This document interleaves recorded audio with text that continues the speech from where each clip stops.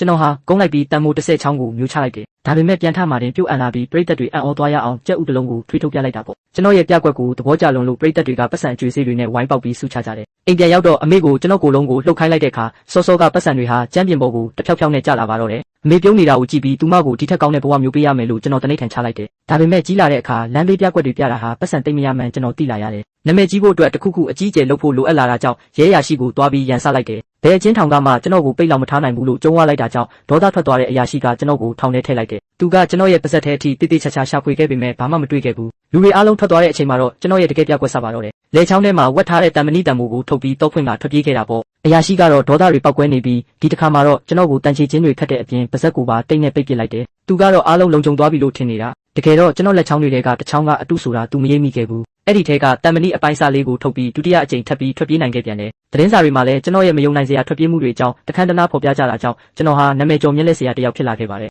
ဒါပေမဲ့ကျွန်တော်ဒါနဲ့တင်မကျေနပ်သေးပါဘူးခြေတော့ရောလက်ပါအချီခံထားရတဲ့အခြေအနေနဲ့လေထဲမှာတွဲလောင်းခုနေတဲ့ပြကွက်အစ်တစ်ခုကိုတင်ဆက်လိုက်ပြန်တယ်စူးစမ်းကျင်တဲ့လူအုပ်ကြီးကလည်းပြည့်ညက်နေတာပေါ့ကျွန်တော်ဟာခန္ဓာကိုယ်ကိုလိန်ချိုးပခုံးရိုးကိုနေရာလွဲလိုက်ပြီးလက်တွေကိုရုံးထွက်ကအနှောင်ဖွဲ့တွေကြားကနေလွတ်မြောက်အောင်လုပ်ပြလိုက်တဲ့အခါလူတိုင်းမြင်သက်သွားကြတယ်ကျွန်တော်ရဲ့ကြော်ကြားမှုဟာရုရှားတော်ဝင်မိသားစုကပါဖိတ်ကြားပြီးဖျော်ဖြေခိုင်းရတဲ့အထိဖြစ်လာခဲ့တယ်သူတို့ရဲ့ဆန္ဒတွေကိုရေးခိုင်းပြီးဘာပဲရေးကျွန်တော်ကဖြစ်မြောက်အောင်လုပ်ပေးမယ်လို့ပြောခဲ့တယ်မင်းသမီးလေးကစားတဆောင်ကိုမဲနိုင်လိုက်တဲ့အခါကျွန်တော်ဟာတုံ့ကနေဖြစ်သွားခဲ့ရတယ်ဘာလို့လဲဆိုတော့ကျွန်တော်ရုရှားစာမဖတ်တတ်လို့ပါပဲပရိသတ်တွေကဝိုင်းရကြတာကြောင့်ဘရင်မကြီးကိုပဲဘာသာပြန်ခိုင်းလိုက်ရတယ်ဒီဆန္ဒဟာမဖြစ်နိုင်ဘူးလို့သူမကပြောတယ်ဘာလို့လဲဆိုတော့နှစ်ပေါင်း800ကြာအောင်အတန်မထွက်တော့ပဲစပရင်တွေဆွေးမြေ့နေတဲ့ရှေးဟောင်းနာရီကြီးကိုပြန်မြည်အောင်လုပ်ခိုင်းတာဟာအတိတ်ပဲမရှိလို့ပါပဲဒါပေမဲ့ကျွန်တော်ကတော့ယုံကြည်မှုအပြည့်ပါပဲသတင်းပေါက်ကိုဖွင့်ပဝါထဲကနေပိုးပဝါအရှိကြီးထုတ်ပြီးအဲ့ဒီကနေမှတဆင့်ကျိုးတစ်ချောင်းကိုဆွဲထုတ်လိုက်တယ်ပြီးတော့မင်းသမီးလေးကိုအဲ့ဒီကျိုးကိုဆွဲခိုင်းလိုက်တဲ့အခါအဲ့ဒီရှေးဟောင်းနာရီကြီးကတကယ်ကြီးမြည်လာပါတော့တယ်တော်ဝင်မိသားစုကဒါကိုအံ့ဖွယ်ကိစ္စလို့ခေါ်ကြပေမဲ့တကယ်တော့ကျွန်တော်ဟာစောစောကတည်းကစာအိတ်ကိုခိုးလဲထားခဲ့တာပါဒါကြောင့်ဘာပဲနိုင်မြည်ဖို့ပဲထွက်လာမှာပေါ့ကျွန်တော်ရဲ့အပေါင်းပါကလည်းအနီးနားမှာ